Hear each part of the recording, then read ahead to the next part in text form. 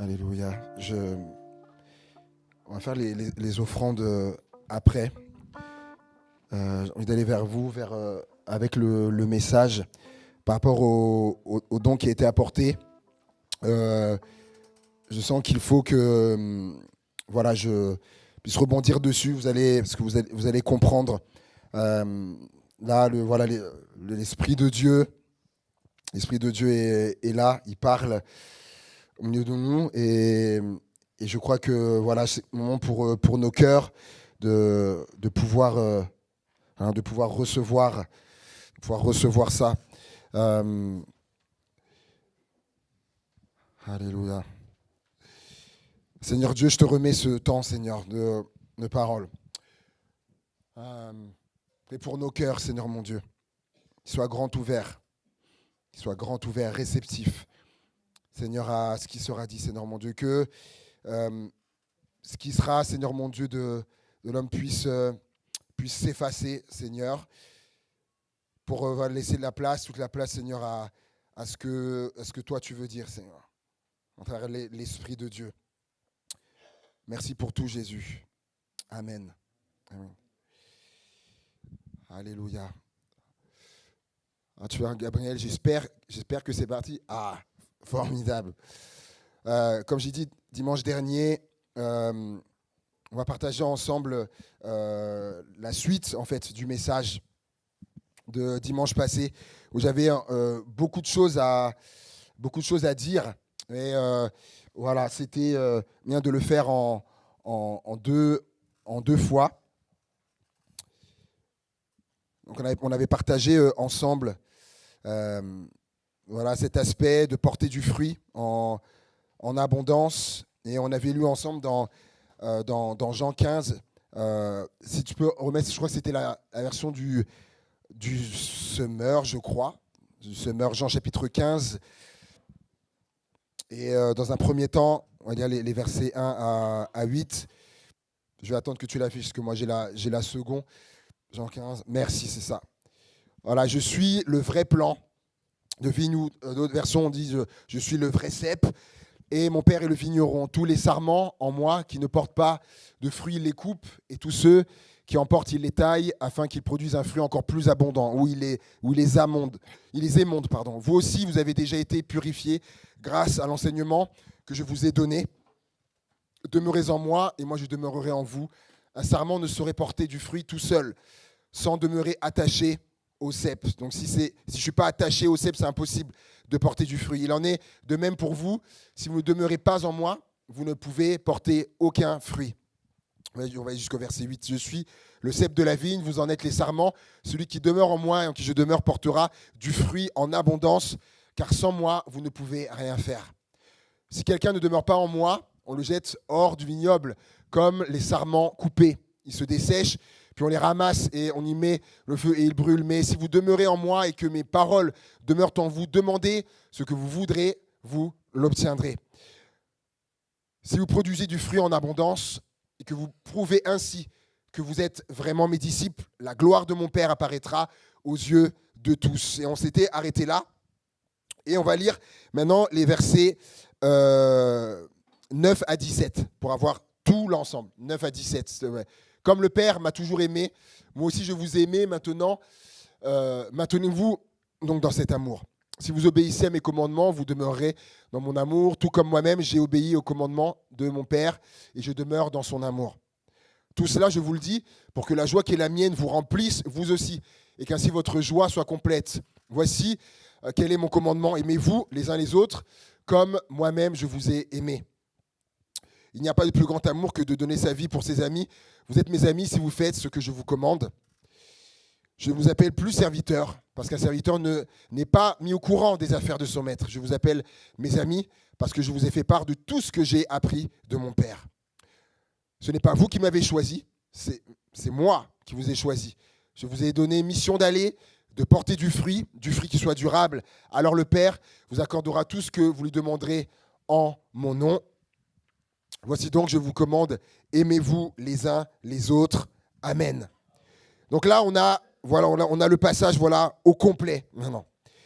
Et donc Jésus l'a dit, il est le cep. Et nous sommes les sarments. Et en tant que sarments, donc notre but est de porter du fruit. Mais Jésus va dire à un moment donné, on l'a lu, qu'il y a un sarment qui est en lui peut ne pas porter de fruit.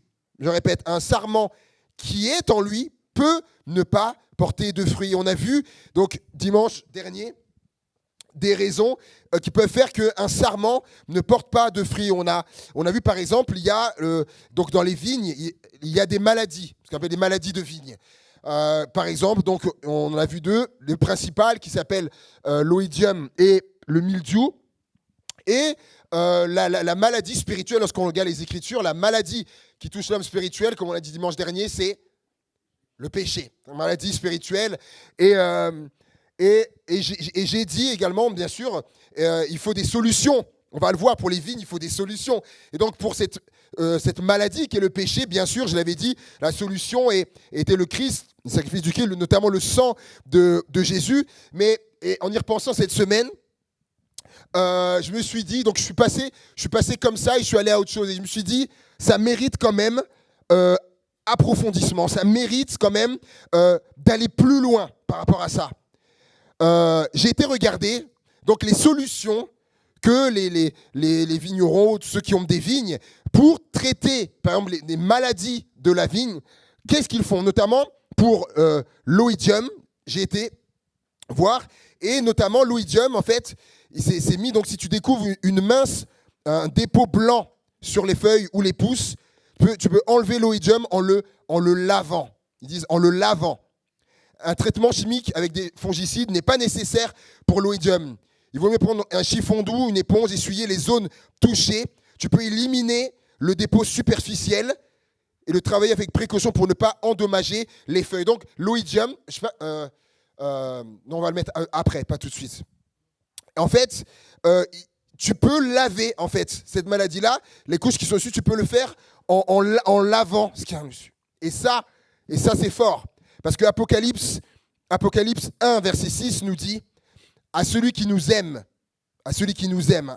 qui nous a lavé de nos péchés par son sang, et qui a fait de nous un royaume, etc. » À celui qui nous aime, Apocalypse 1, 6. À celui qui nous aime, qui nous a lavé de nos péchés par son sang. Donc c'est ce que je disais par rapport à la maladie donc, du péché. Première chose, des solutions, c'est le sang de Jésus. Et donc d'être lavé par son sang. Mais voilà, l'oïdium, donc cette maladie dans les vignes, c'est une maladie qui est tenace. Malgré que tu puisses faire ça, le laver, etc., ça peut réapparaître, etc. C'est tenace, mais c'est comme le péché, mes amis. Le péché, c'est tenace, on le voit bien, c'est tenace. Et là encore, la solution, ils disent, si c'est tenace, il y a autre chose.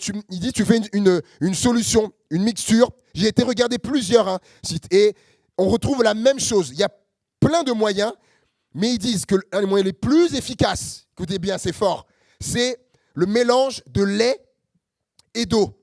Mélange de lait et d'eau. Donc il dit avec de l'eau, proportion 1 pour 8, c'est-à-dire pour une proportion de lait, 8 quantités d'eau. Et il dit de vaporiser généreusement le mélange sur toutes les feuilles infestées. L'acide lactique attaque l'oïdium et l'empêche de se propager. J'ai été voir un autre également et qui disait ça, un homme qui avait plusieurs centaines de pieds de vigne. Il dit lui, il parle du lait cru. Un autre dit le lait entier, lui il parle du lait cru, mais on retrouve le lait. Il dit une solution à 4 à 8% dans de l'eau. Dans de l'eau. Il parlera aussi de l'infusion, de soja, le soufre en pulvérisation, etc. Mais il dit que les anciens disent que les moyens les meilleurs, c'est le lait et l'eau. Le lait et l'eau. Et je vais vous lire un autre que j'ai trouvé, un professionnel. Vous allez voir, c'est très intéressant ce qu'il dit. Voilà, c'est là.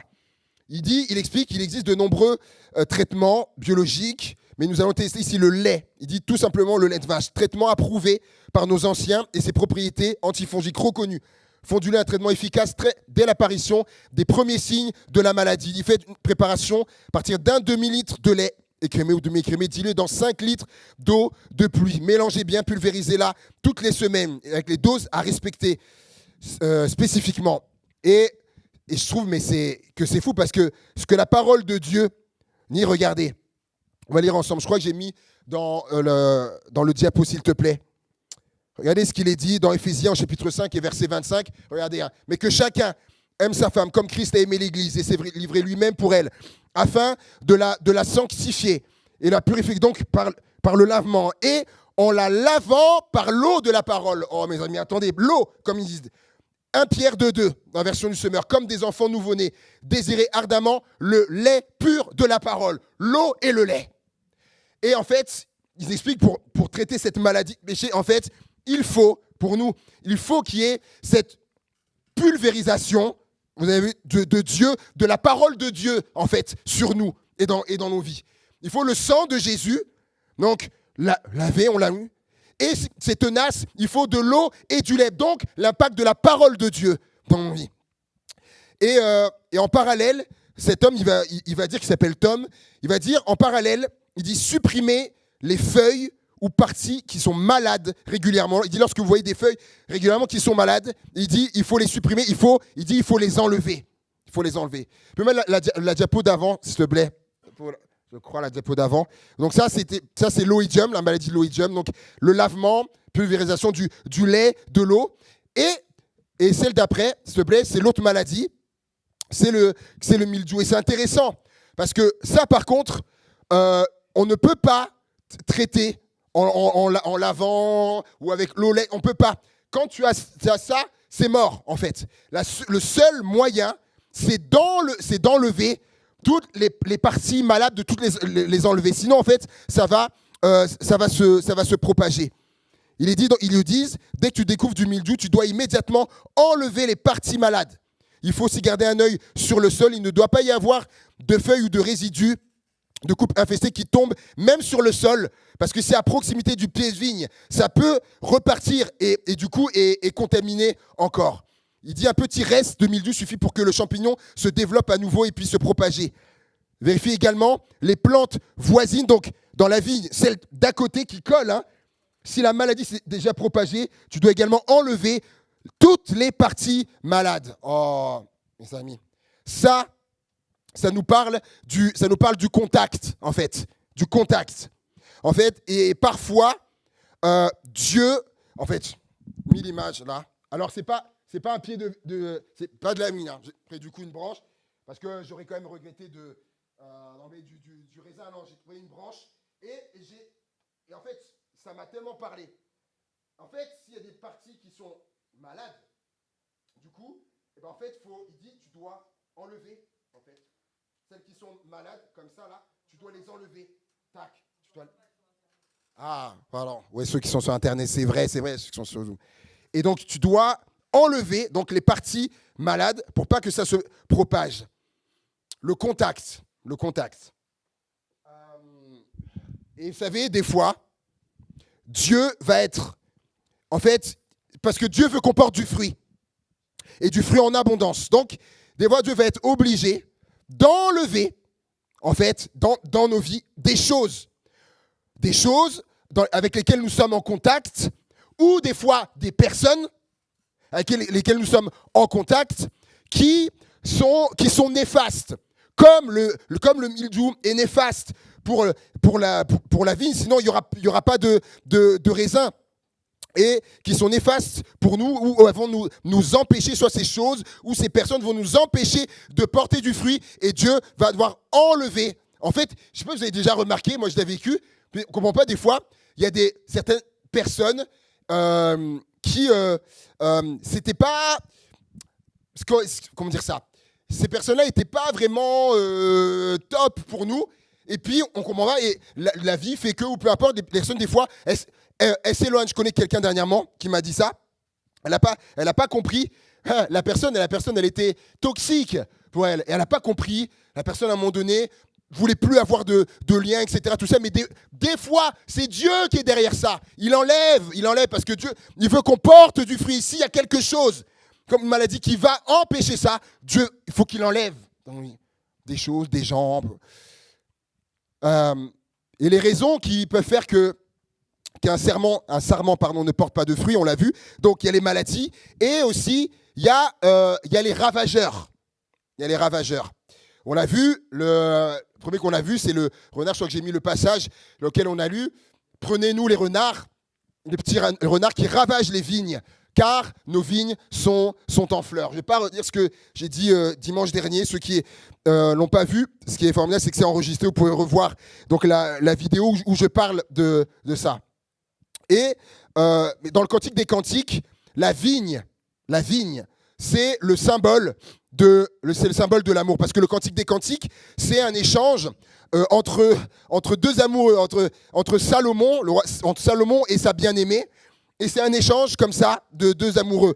Et on peut lire, peut-être c'est petit pour ceux qui sont loin, mais je vais lire pour vous. Cantique des Cantiques 1,14 nous dit « Mon bien-aimé », donc là c'est elle qui parle à Salomon, « Mon bien-aimé est pour moi une grappe de Troène, des vignes d'En-Gedi. » Donc, rapport, l'amour, les vignes. Cantique 2, verset 4. « Il m'a fait entrer dans la maison du vin, donc qui est le fruit de la vigne. La bannière qu'il dépose sur moi, c'est l'amour. Soutenez avec moi des gâteaux de raisin, car je suis malade d'amour. » Et Cantique des Cantiques 2, verset 10. « Mon bien-aimé parle et me dit, les vignes en fleurs exhalent leur parfum, etc. » Donc, vous voyez, à chaque fois, en fait, les vignes, il y a ce rapport, en fait, à l'amour. Et il y a des renards, des petits renards qui peuvent donc ravager l'amour entre deux bien-aimés. Donc, j'en ai parlé dimanche dernier, vraiment. Allez voir si vous voulez entendre les témoignages, les choses que j'avais dites. Mais l'autre ravageur qu'on a vu, c'est celui-là, l'autre ravageur, sur lequel je vais m'attarder. L'autre fois, c'était sur le renard. Et je n'ai pas parlé de celui qui vient, c'est dans la diapo d'après, s'il te plaît. Celui-là. La tordeuse de la grappe, c'est son nom, c'est un papillon. Et quand on voit ça, on dirait pas, hein, on dirait pas que c'est un danger, pour les vignes. Mais ils font des dégâts terribles dans les vignes. Et si on ne connaît pas, on ne peut pas se méfier. En fait. Mais les vignerons, tout ça, quand ils voient ça, ils savent. Et pour ça, vous allez voir pourquoi c'est important. On peut se dire, si on ne connaît pas, oh, mais c'est qu'un papillon. Et puis, mais ce papillon, il pond des œufs. Et la première génération, elle va manger les fleurs, d'après merci. Donc, les fleurs qui n'ont pas encore donné de raisin à la première génération, ils vont manger tout ça. Donc, il n'y aura pas de fruits, du coup.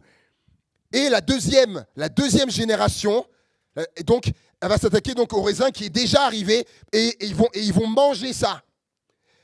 Et à quoi j'ai pensé quand je parlais de l'amour, je prends l'exemple d'un couple, allez, admettons, qui est tout fraîchement marié.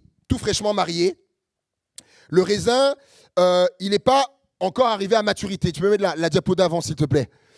Pour un couple qui vient de se marier, ou dans les débuts, le fruit, parce que vous vous rappelez, dimanche dernier, on a dit que le fruit, lorsque la vigne a fait du fruit, le raisin, c'est pas pour la vigne.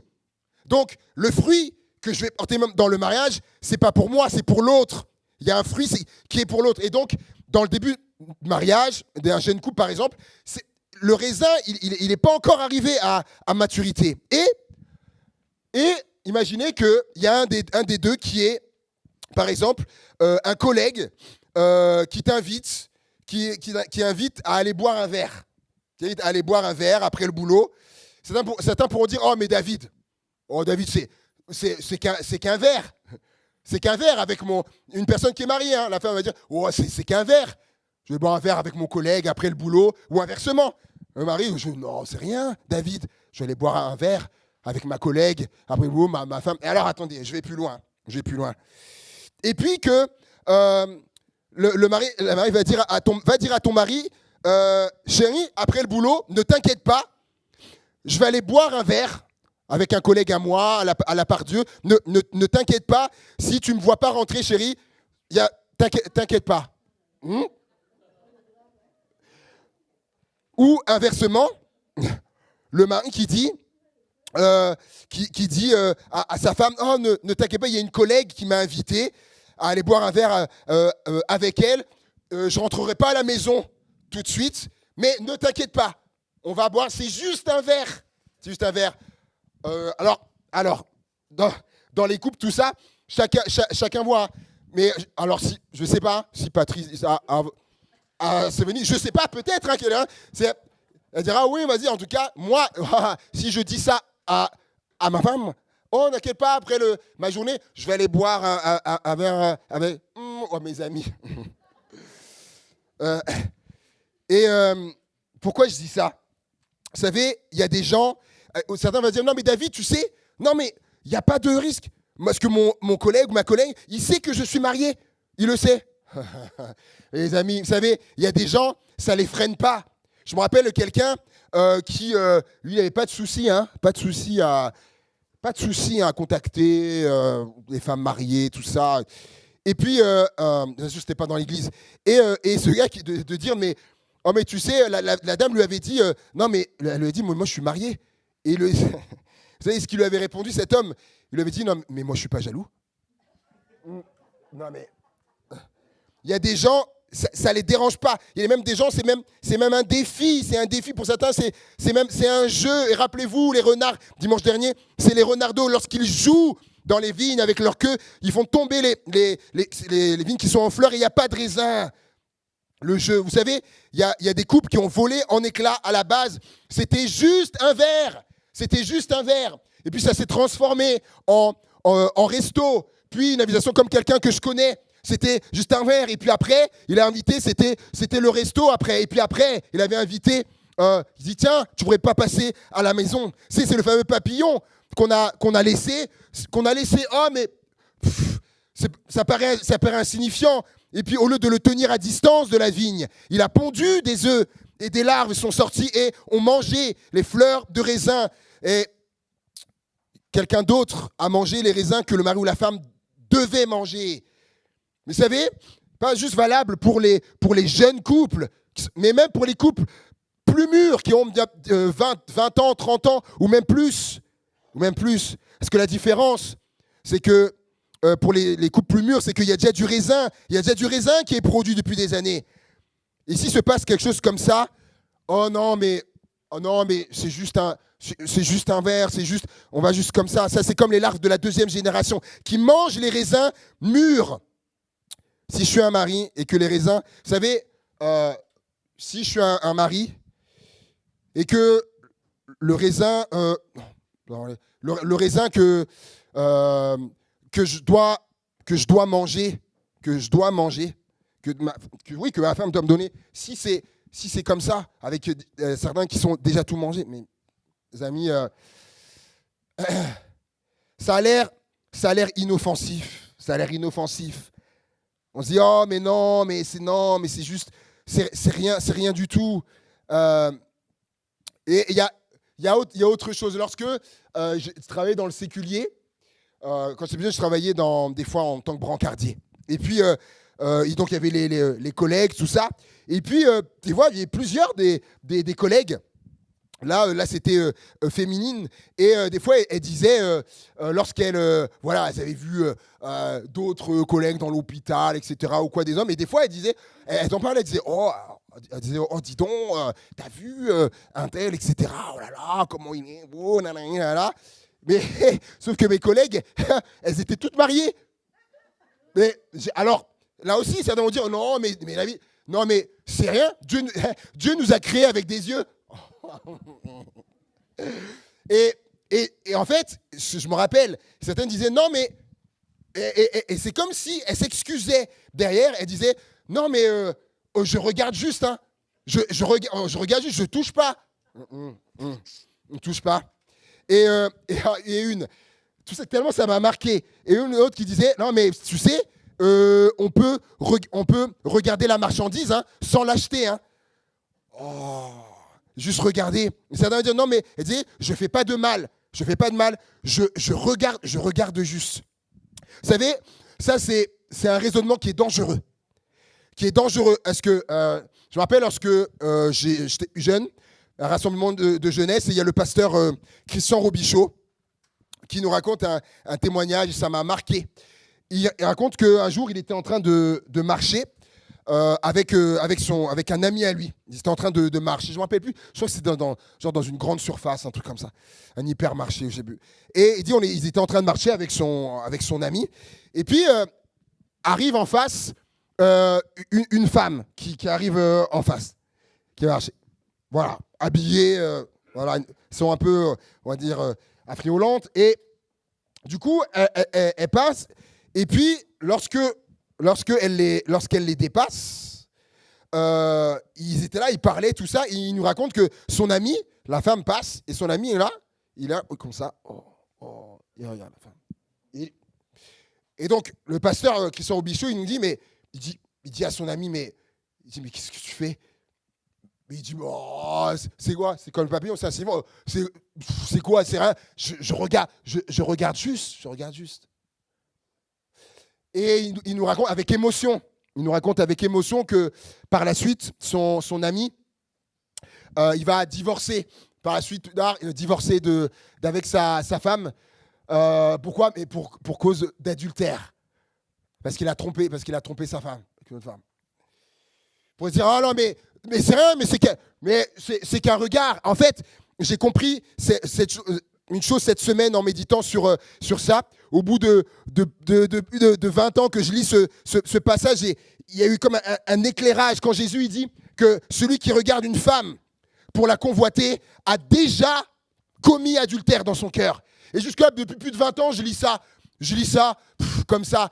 Et cette semaine, bam, révélation, c'est celui qui regarde une femme pour la convoiter. Il dit comme pour la convoiter. Jésus il dit, il a déjà commis adultère dans son cœur. Je dis, tiens. C'est comment dire ça? En fait, comme pour dire que s'il cultive ça, ça aussi, ça va porter du fruit. Mais pas du bon fruit. Et c'est qu'une histoire de temps pour que, s'il cultive ça, pour que ça passe du cœur à la réalité. Et c'est inoffensif un regard. C'est inoffensif. Mais c'est ce qu'il engendre derrière. Et ça donne naissance à un autre. Et du regard, on se dit, si la personne cultive ça, le fruit que ça va amener, après c'est, j'irai bien lui parler, cette femme. J'irai bien lui parler. Et puis, s'il arrive que cette femme ou cet homme est disposé, ouvert, du coup, et après, le fruit derrière aussi, je prendrai bien son numéro, du coup. Et vous avez compris? Et ainsi de suite. Et puis après, je lui fixerai bien un rendez-vous. On se verrait bien, du coup, en dehors. Parce qu'on dirait, non, mais on fait rien, en tout bien, tout honneur. On se voit. Et puis, de fil en aiguille, parce que, mes amis, quand le pasteur Christian Robichaud me dit ça, que par la suite, son ami a divorcé, il a commis l'adultère, vous pensez que c'est arrivé le lendemain? Ben non. C'est comme le fruit. Le fruit, quand c'est là, ça n'arrive pas, ça prend du temps avant d'arriver. Et puis un jour, et tout ça, pour dire que c'est très important. Et il y avait cette partie qui était là, et que de vignes ont été ravagées par des petits renards ou des papillons comme ça, des tordeuses qu'on a laissé, on les a laissés. Et ça a fait des ravages dans les vignes. Il y avait dans cette première partie, chanté dans mon cœur, comme une mise en garde. Une mise en garde du Seigneur, qui est valable pour nous tous, en fait. Moi compris, une mise en garde du Seigneur, par un appel à la vigilance, à ne pas minimiser, à ne pas sous-estimer les dégâts que peuvent causer les petits renards ou les tordeuses des fruits, ces papillons, là, que nous sommes appelés à éliminer. Ces petites choses, mais c'est insignifiant. Non, parce que ce que ça cause. Et je pense à ça aussi, parce qu'il faut savoir qu'il y a des personnes, comme là le papillon, il y a des personnes qui sont là que pour papillonner.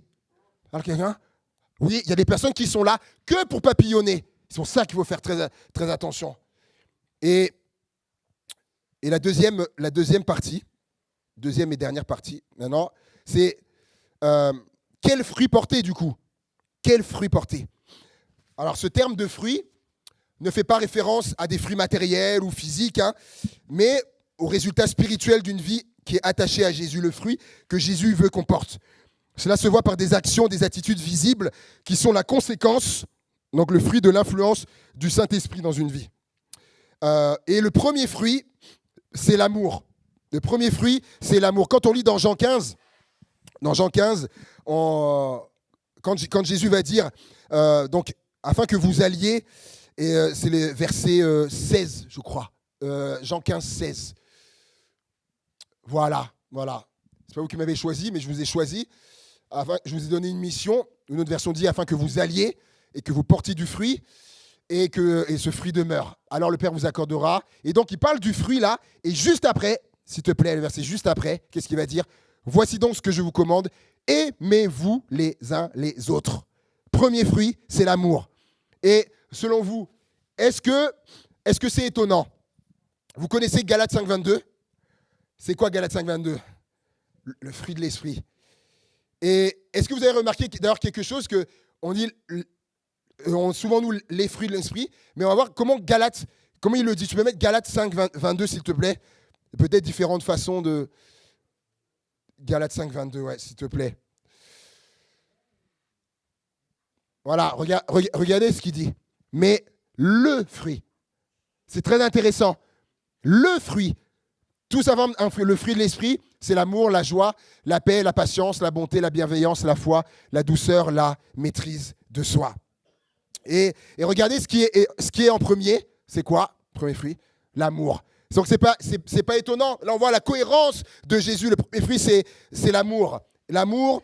Donc Jean 13, 34 nous dit, je vous donne un commandement nouveau. Aimez-vous les uns les autres comme je vous ai aimé. Vous aussi aimez-vous les uns les autres.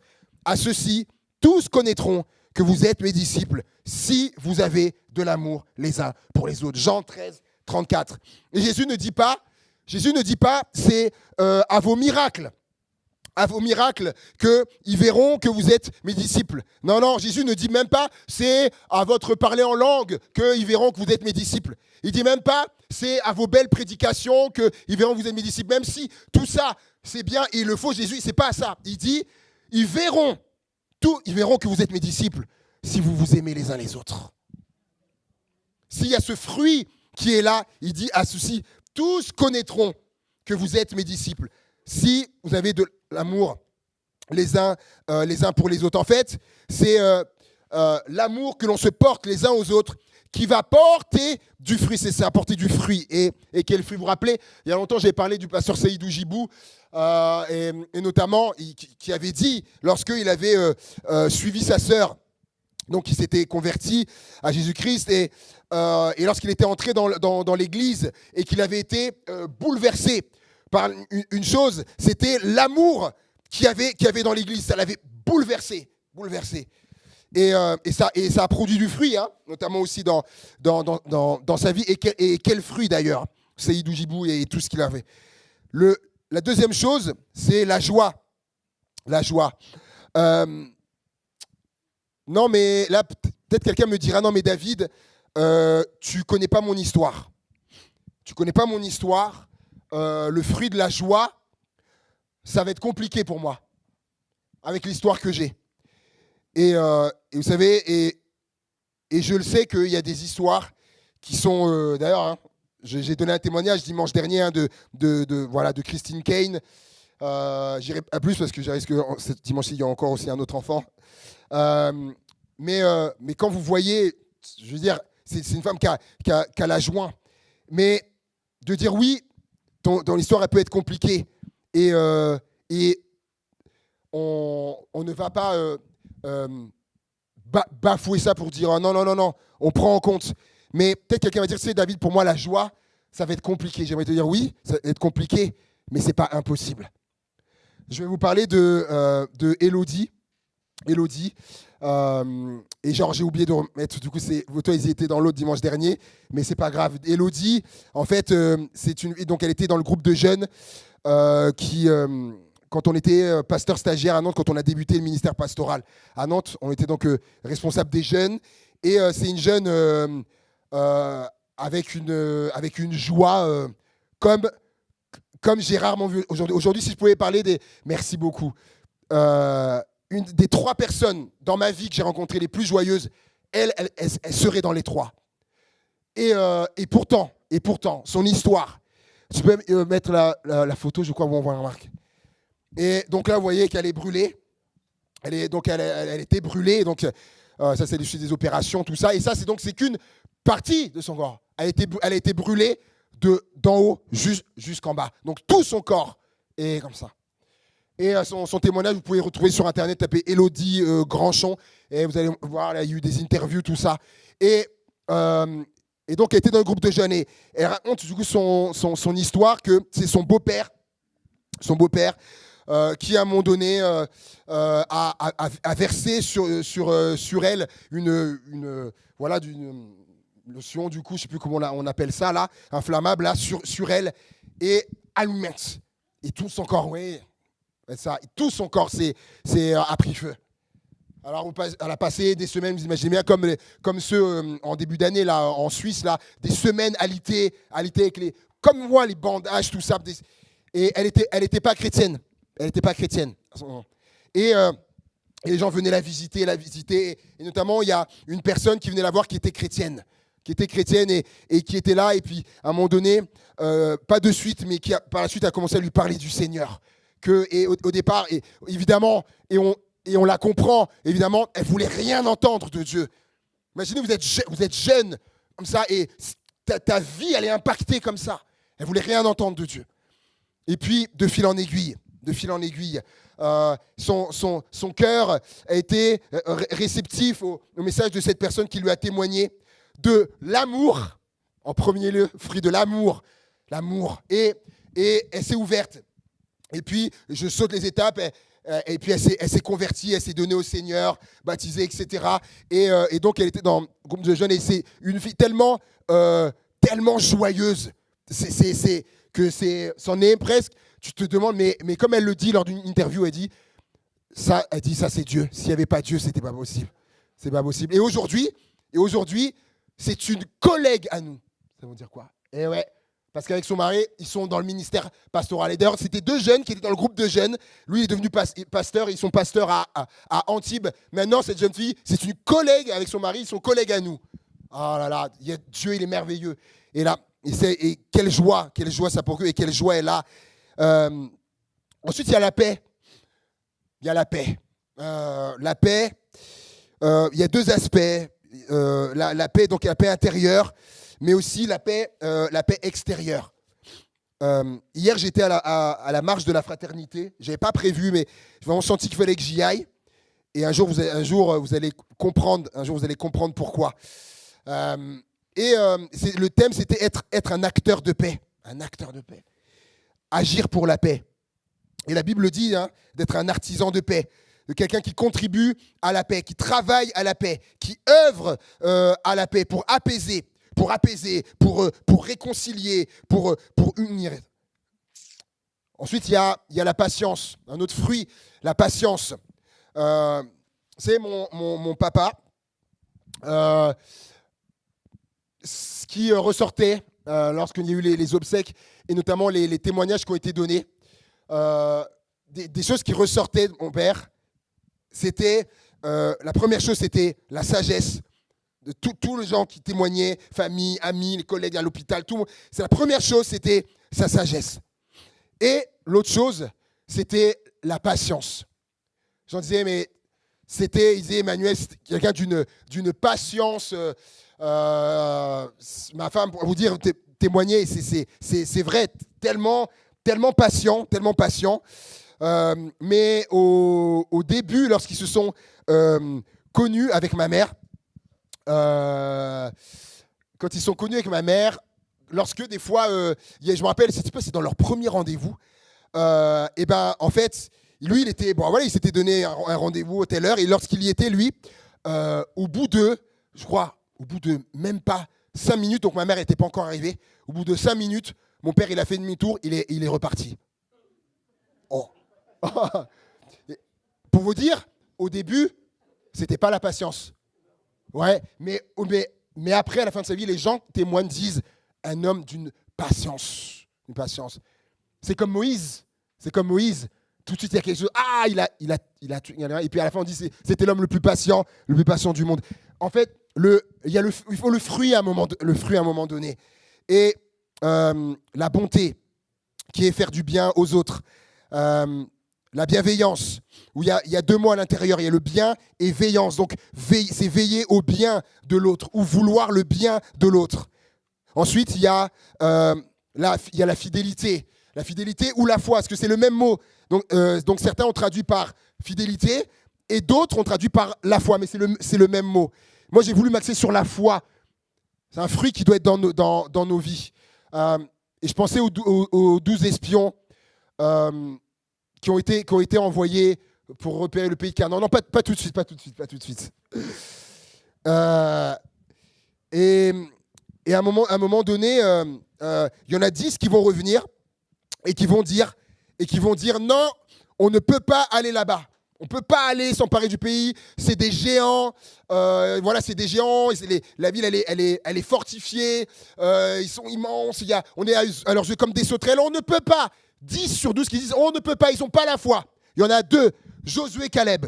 2 qui disent si on peut y aller. On peut s'emparer. Dieu est avec nous. Il nous a fait la promesse. Pourtant, ils avaient tous le même Dieu. Mais il n'y en a que 2 sur les 12 qui ont manifesté le fruit de la foi. D'ailleurs, les 10 qui n'ont pas eu la foi, ils ne sont pas rentrés dans le pays promis. Les 2 qui ont eu la foi, ils sont rentrés dans le pays promis. Et l'autre, oui, c'est la douceur. La douceur. La douceur. Par rapport à ça, certains peut-être quand même vont dire « Ouh là, David, aïe, aïe, aïe ». Là, c'est le point sensible. Parce que nous, dans la famille, on est des durs. On est durs de génération en génération. Nous, on est durs de père en fils. On est durs. Oui, mais la Bible dit que ce qu'on a hérité, la vieille nature de nos pères, elle peut être changée, métamorphosée, transformée en Jésus-Christ. Et la douceur, certains vont dire « Ah, mais la douceur, c'est pas mon fort. » Certes, mais quand tu es un serment de Jésus-Christ, donc du coup, la sève, elle passe en toi, elle vient en toi. Elle vient, n'est-ce pas? Et qu'est-ce qu'il est dit de Jésus? Jésus a dit de lui, je suis doux. Oh, je suis doux et humble de cœur. Donc, lorsque ça sève, elle vient en toi, à un moment donné, on doit manifester ce fruit de la douceur. Et je termine avec la maîtrise de soi. On a souvent l'image de la personne qui s'emporte rapidement et qui se maîtrise pas, quoi, qui se maîtrise pas. Certes, il y a ça, mais c'est pas que ça. Vous savez, la maîtrise de soi, c'est aussi dans les paroles. Et c'est là où je voulais prêcher, parce que par rapport au don qui avait été apporté, c'est aussi dans les paroles la maîtrise de soi. Se retenir de dire une parole qu'on ne devrait pas divulguer. On sait qu'on ne doit pas divulguer, on le sait, hein, mais on va se retenir. Ça, c'est la maîtrise de soi. Se retenir d'une parole qui va blesser, qui va faire du tort à l'autre, qui va faire du mal à l'autre, qui va heurter, qui va offenser, qui va nuire à l'autre. Je me retiens. Ça, c'est la maîtrise de soi aussi. Même si c'est dur, même si j'ai envie, j'ai envie de le dire, j'ai envie que ça sorte, je me retiens, je manifeste le fruit de la maîtrise de soi.